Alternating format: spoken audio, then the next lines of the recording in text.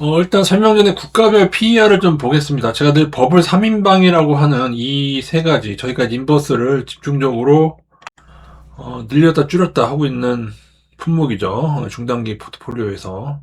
지금은 다들 다시 반등 신호가 나서 좀 줄인 상태인데, 이 중에서 제가 늘 가장 큰 버블은 코스닥에 있다고 했죠. PER이 110 정도에 육박한다고 하는 이 얘기는 사실 이르면은 닷컴 버블 때 나스닥도 넘는 거예요. 그죠?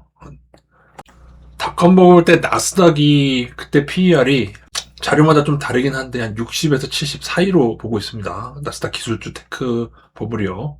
지금의 나스닥 100도 절대로 낮은 게 아니죠. 근데 이 38이 한 여기에 뭐가 있다? 실적 이자가 이만큼 증가했으면은 나스닥도 경고를 안 한다고 했어요. 어떻게 해서요? 애플 같은 경우에도 번 돈을 그냥 다 자사주 소각에 때려 부었잖아요.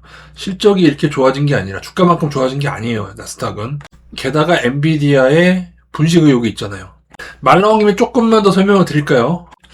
현재 나스닥의 PER이 사실 역대 두 번째에 육박하고 있습니다. 가장 높았던 게 여기가 닷컴 때, 그 다음에 2008년도 2007년 붕괴 때, 그죠? 여기. 그 다음에 거기에 지금 거의 육박을 하고 있습니다. 근데 닷컴 때도 보시면은 PER이 2000년도가 주가가 제일 높았는데 2002년도가 제일 높죠. 여기가 주가는 낮은데 이 PE 레이셔가 이렇게 오르는 데에는 2002년도에 급격히 실적이 안 좋아졌다는 얘기거든요. 근데 그게 이런 게 있습니다. 2000년도 일본의 버블이 있을 때 실적을 몰아줘요. 그러니까 월드컴인가 뭔가 분식, 월드컴 맞나요? 분식이나 그런 거 2002년도에 막 촉발이 됐죠. 지금도 엔비디아의 지금 분식 정황이 있죠. 그죠? 저는 지금 나스닥의 그러니까 PER을 지금으로 봐도 높은데, 그죠? 지금 뭐 33.6, 33.7, 34 정도 되는 것도 사실은 숱한 시절 15 아래일 때도 꽤 많았어요. 그죠? 여기 보면은 7, 8년, 한 6년인가요? 6년 동안 20 아래일 때도 있었단 말이에요. 이렇게. 평균이 지금 20년 나스닥 100의 20년 평균이 한 22 정도 된단 말이죠. 나스닥 버블도 제가 볼 때는 사실은 제대로 따지면은 PER이 50을 넘어간다고 보는 게 맞습니다. 근데 뭐야, 코스피는 그렇게 올랐는데도 불구하고 23이에요. 근데 이게 10 몇이었다니까요. 그러니까 제가 코스피는 인버스를 하지 않고 코스피 맨날 저평가 입에 부르고 다녔던 거죠. 그죠? 코스닥이 지금, 코스닥 150이구나. 100이 아니라 150이죠. 코스닥이 참 오르고는 있습니다만은 사실은 불량하다. 이걸 꼭 베이스에 깔고, 사실 이게 코스닥 6년 차트거든요. 근데 왜 인버스를 이번에 또 줄였습니까? 저희가 물으신다면은, 이 코스닥 2006년도부터 차트거든요. 2006년. 그러니까는 지금 20년 최고점을 넘는 거예요. 이거는 제가 차트쟁이라 그런 거죠. 차트쟁이라서 고평가는 맞아요. 그리고 저렇게 고평가이기 때문에 가장 문제가 많이 생길 수 있는 것도 맞아요. 나중에 나스닥이 급락하면 코스닥 개차만 나는 거 맞아요. 근데 지금 지붕을 뚫은 겁니다. 이거는 굉장히 강한 신호예요. 이것이 뭐 보면은 근데 좀 외국인하고 기관이거든요. 기관이 이렇게 같이 이렇게 뭔가를 할 때가 있는데, 그러니까 지금 제 생각에 이게 만약에 이 정도로 20년이 된 지붕을 뚫으면 너무 강한 거예요. 이 폭발적인 힘이 너무 강한데, 그렇게 생각해보세요. 여러분이 맨날 20년 동안 어떤 학생이 맨날 30등뿐이 못했는데 드디어 29등이 된 거예요. 25등이 됐어. 평생 20년 동안 30등 아래에 있던 친구가 갑자기 25등을 했어. 그럼 뭐예요? 뭔가 폭발적인 주가에 있어서는 향상이 있는 거예요. 그죠?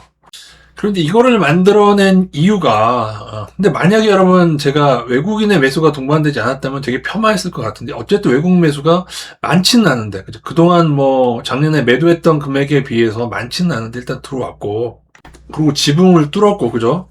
또 하나는 코스닥이 아무리 버블이라고 하지만 나스닥으로 장난치는 그 금액들 있죠. 월가가 장난치는 그 금액들의 10분의 1이나 아니면 거의 한 100분의 1만 들어와도 단기에 이렇게 움직일 수 있단 말이에요. 왜냐하면은 시장이 작아. 그죠? 작단 말이야. 누가 애플을 100억 원어치 하루에 100억 원 좀, 그러니까 10억 원어치를 뭐 애플 같은 종목을 산다고 티가 나요? 하루 거래량이 얼마인데? 근데 코스닥 중소형주를 예를 들어서 하루에 10억을 산다고 생각해요. 그건 그 종목 상한가잖아요. 그런 의미예요. 그래서 일단은 차트적으로 여러분은 코스닥 같은 경우에 이 정확히 얼마입니까? 여기를 깨기 전까지는 일단은 상향의 마인드를 유지하고 계셔야 됩니다. 여기가 한 1050 정도 되는 것 같아요. 코스닥 기준으로 볼 때. 이 코스닥 150, 코스닥 150이 코스닥 인버스의 기준이기 때문에 150이 더 중요한데 150 같은 경우에는 오히려 깔끔해요. 그래서 여기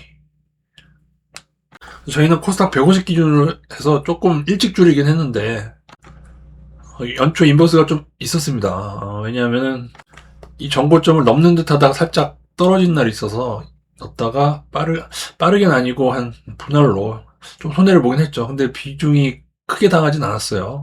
근데 제가 좀 걱정되는 것은 그러니까 늘 우리나라만 비관하는 분들이 계시거든요. 제 주위에도 곧버스 쳐가지고 지금 마이너스 80% 이상 당한 친구, 곧버스만 투자하는 친구가 있어요. 또 그런 분들이 또 코스닥 인버스만 하신 분들이 있다면은 이건 분산해야 됩니다. 여러분 인버스에 꽂히셔서 좋아요. 그죠? 뭐 저도 모르죠. 뭐 당장 뭐 다음 주에 뭐 나스닥이 급락할지 모르니까 모른다고 치고 그죠? 모르는 게 사실이죠. 버블이 언제 붕괴될지 모르니까. 그래도 지금은 코스닥 인버스만 너무 많이 가지고 있다면요. 여러분 조금 분산, 나스닥 인버스로라도 좀 분산을 하세요. 여러분이 1000만원이 전부고 1000만원은 오로지 코스닥 인버스에 있다면은 그 중에 3분의 1이든 절반이든 한 3분의 1 정도라도 나스닥 인버스 반드시 1배로만 2배, 3배 안 됩니다. 1배로만 곧버스 안 돼요. 반영률이 안 돼요. 그렇게 조금 나눠서 일단 이 신호를 받아들여야 됩니다. 이게 코스닥에 들어온 작전성이라고 하더라도 좀 봐야 되고 근데 사실은 조금 두 가지 생각이 있어요. 코스닥은 중간에 급등시키기가 좀 코스피보다 훨씬 작은 금액으로 급등시킬 수 있는데 이거를 만들어내서 사람을 정신을 못 차리게 해서 이게 무슨 말인지 아시겠나? 코스피는 좀 상승이 좀 둔화하는 시기에 뭐 둔화한다고 하기도 좀 그렇지만 코스닥까지 이렇게 상승해서 국장을 정신 못 차리게 해서 이렇게 만들다가 또 국장이 골로 가는 것도 하나 생각해 봐야 될 수가 있고 그것도 하나 이것도 이거지만은 그보다는 사실은 지금 올랐을 때에 지금 오른 주체는 누구냐? 가장 최근은 2차전지지만은 그 전에 막 여기를 뚫는 얘네들은 예? 저희가 지금 투자하고 있는 반도체 부품주들이었거든요. 지금 반도체 부품주들 중에서 굉장히 급등이 많이 나오고 있습니다. 삼성전자 지금 저리가라 할 정도의 급등하는 원형 IPS 같은 애들도 있고 저희도 IT 반도체 부품주로 굉장히 많이 투자했는데 그 중에서 살짝 지금 급등도 많이 나왔지만은 더 많이 급등한 애들 중에 살짝 놓친 애들이 또 있어요. 그야말로 이 시기마다 다 올린 주체가 있거든요. 코스닥이 오른 이유들이 있어요, 여러분. 오르고 떨어진 이유가 18년대 뭐 이거 제약주잖아요, 그죠? 센트럴 헬스케어 제약주. 이때도 제약주랑 게임주랑 코로나 수혜주 기억나죠? 이때 뭐예요? 기억나세요? 2차전지, 양극재, 에코프로. 그러다가 폭락하고. 지금은 2차전지가 반등했다고 해도 이때에 비해서 엄청 낮잖아요. 그럼 뭔가가 올랐을 거 아니에요. 그죠? 일부 제약주, 알테오젠 같은 애들이 많이 올랐고, 시총상인데, 지금 거기에 받쳐주고 새로 진입한 애들이 IT, 그동안 저평가 소외됐던 IT 부품주들이 지금 많이 오르고 있단 말이에요. 그래서 두 가지 생각이 나는 거예요. 그냥 잠깐 이러다가 다시 여기를 그냥 훌떡 깨버리고, 하락하는 경우도 생각을 해볼 수가 있고, 상황 따라서 2차전지, 제약주, 그동안 해먹은 애들은 조금 그냥 약간 받쳐주는 정도인데, 제2의 에코프로 같은 애들이 혹시나 IT 부품주에서 나오는 건 아닌가 하는 생각도 좀 드나. 어떻게 보면 이미 나오긴 했어요. 한미반도체 같은 거 애들도 엄청 올랐잖아요. 엄청 오른 애들이 굉장히 많아요. 굉장히 많습니다. 근데 엔비디아만큼 버블을 만들 애들이 나올 것인가? 어디에서? 반도체 부품주나 디스플레이 부품주나 AI 관련주나 아니면 전력 관련주. 전력도 이미 많이 오르긴 했는데 중소 전력들은 아직 안 올랐거든요. 그리고 자동차 부품주도 올해 많이 올랐죠. 지금 게임주도 조금 그러니까 코스닥에 약간 그동안 소외됐던 다른 업종들이 약간 꿈틀하는 것 같아서 그래서 그거를 어떻게 봐야 될지 좀 고민이 많습니다. 그래서 부품주들이 굉장히 많았었고, 부품주가 지금도 많죠. 지금도 많은데 잘 오르고 있어요. 그리고 계속 돌아서 많이 오른 애들 줄이면서 좀 바닥권에 있는 애들도 다 들어가고 있는데, 게임주도 지금 조금, 자동차는 이득을 잘 실현했습니다, 지금. 근데 모르겠어요. 더 갈지 안 갈지 좀 봐야 될 것 같아요. 조금 애매합니다. 현대차는 근데 너무 외국인 매도가 많아서. 하이닉스도 외국인 매도 후에도 올랐는데, 하이닉스는 그래도 기관은 매수였거든요. 근데 현대차는 기관까지 좀 매도라서 이게 어떻게 될지 모르겠고요. 2차전지는 이거 있는데 2차전지는 다시 하락을 했죠. 그래서 2차전지하고 화학이 좀 같이 움직였었는데, 얘네는 좀 줄이고, 이 중에서 아직 좀 덜 오른 애들이 또 찾으니까 또 있긴 있거든요. 그래서 조금 더 추가해서 들어갈 것 같고, 제가 오늘 코스피까지는 보여드릴 시간이 안 될 것 같고, 코스피 보시면은 외국인이 왔다 갔다는 하는데 또 조금 이게 오늘 그죠? 개미가 많이 사면은 일단 좀 거시기해. 그리고 이 기간 동안에 또 외국인 선물은 또 하방으로 좀 쌓였단 말이에요. 이렇게 되면은 요게 이어진다면 이렇게 한 번으로는 그렇게 안 될 거고, 지금 워낙 환란이니까 지금 기관까지 달려들었는데 코스닥 기관면에서 이거 뭐죠? 1조 3천억. 그러니까 기관이 작전하는 중소 부품주가 있으면은 그 장세를, 근데 우리가 만약에 먹는다면 이게 아마 마지막이 되지 않을까. 어쩌면은 반도체 부품주 요거, 삼성전자가 언제 꺾일지 모르니까요. 그게 꺾일 때에 부품주도 꺾이겠지만은, 그래도 떨어지다 반등할 때 더 많이 오르고 하면서 할 부품주가 또 생겨날 것 같고, 게임주도 좀 잘 봐야 될 것 같습니다. 걔도 코스닥이니까요. 그렇게 해서, 그래서 저희가 사실은 부품주가 많아서 코스닥이 많았고, 그래서 이번 상승 때 오히려 많은, 그러니까 그거예요. 제가 코스닥 경고하지만 코스닥 섹터 중에서 그나마 저평가 애들을 저희가 계속 투자했는데 그게 조금 모른 거죠. 제가 시황을 매번 남길 수도 없고, 사실은 이제 주로 좀 위험할 것 같은 때 주로 남겨드리죠. 그리고 이렇게 상승을 얘기해도 상승은 다 놓치시고 이제 하방에 꽂히는 분 하방만 듣는데, 지금도 제가 뭘 얘기한 겁니까?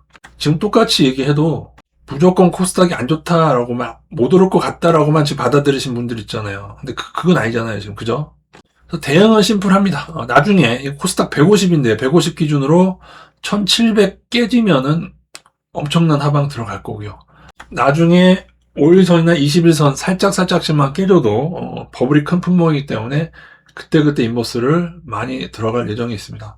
그리고 중단기 포트폴리오가 지금 인버스가 20%, 제가 최소로 줄이는 게 17.5%라고 말씀드렸죠. 더는 안 줄입니다. 그러면 나중에 급변 상황이 생겼을 때 따라 들어갈 수가 없어요. 나스닥은 반등 신호 구간인데 아직 전고점을 확실히 넘지 못해서 이 정도 들고 있고, 코스닥은 줄인 상태죠. 근데 지금 이거를 좀 25나 30으로 늘리려고 합니다. 오늘, 그러니까 외국인 동향이 안 좋으면은 한 30쪽으로 붙고, 그러고 있어요, 지금. 인버스가. 외국인 매수가 좀 나오고, 그리고, 개미들 매도하고 하면은 좀 20쪽으로 붙고, 그러고 있으니까요. 20에 30 사이 이렇게 조절하면서. 나스닥이 전고점 돌파하면 아마 이게 좀 더 줄어서 17.5% 정도까지 하고 그 아래로는 안 줄일 것 같습니다. 박아놓을 것 같습니다.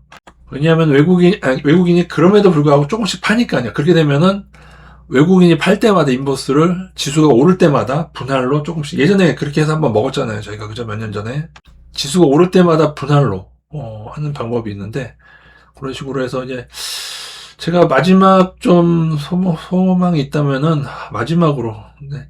새로 접근하시는 분은 신규 종목이나 좀 따라 하세요. 이거 너무 많이 올랐어. 사실 지금 너무 많이 올랐어요.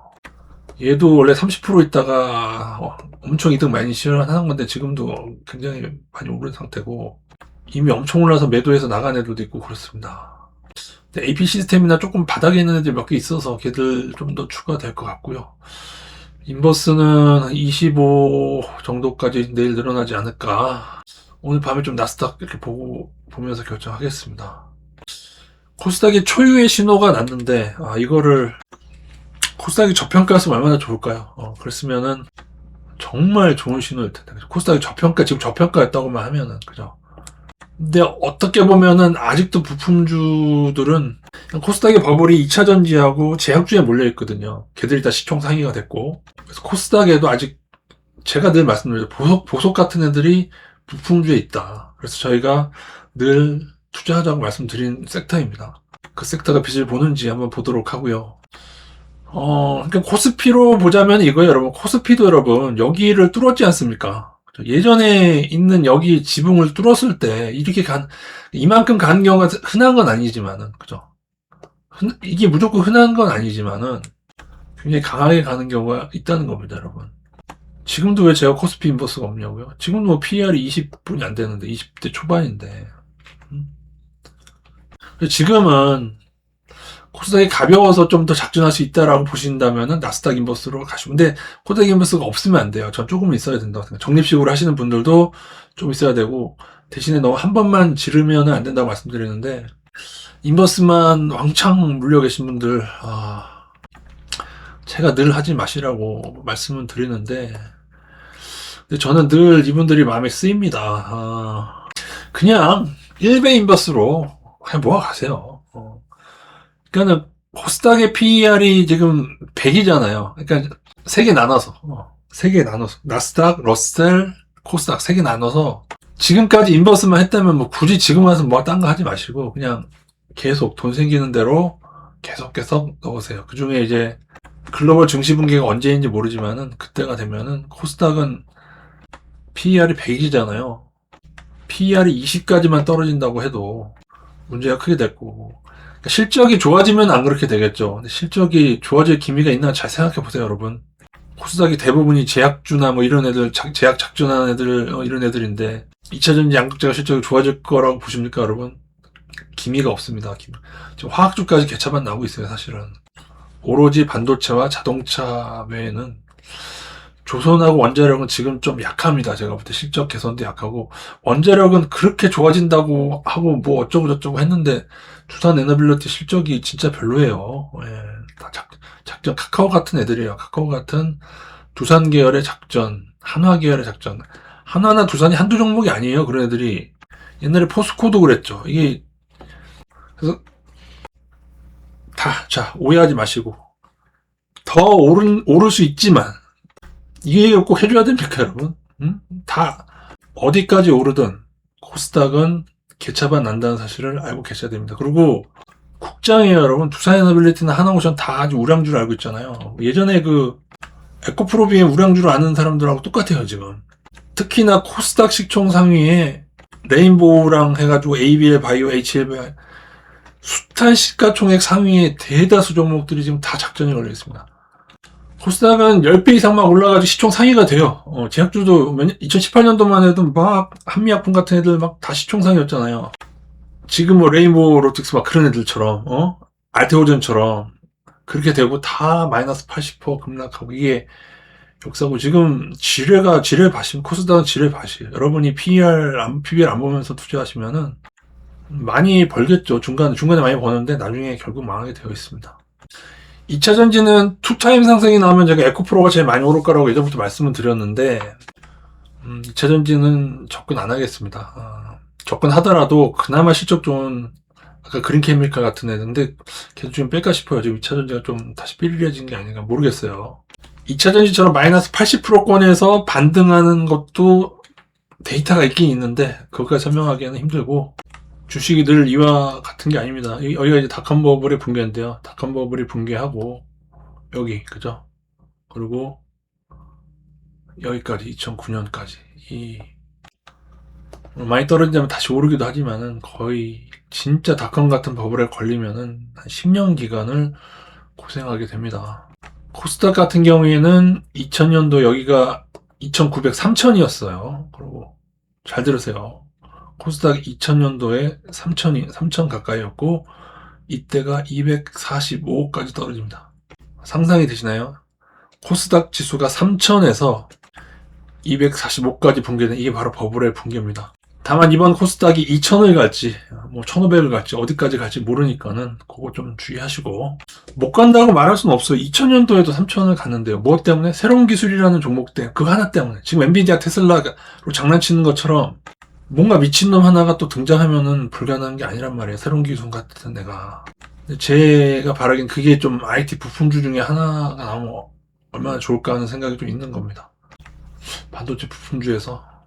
그렇게 될지 아니면 조만간 필반도체가 꼬꾸라지면서 같이 또 폭락을 할지 한번 지켜보고, 예상은 예상일 뿐 모든 건 대응입니다, 여러분.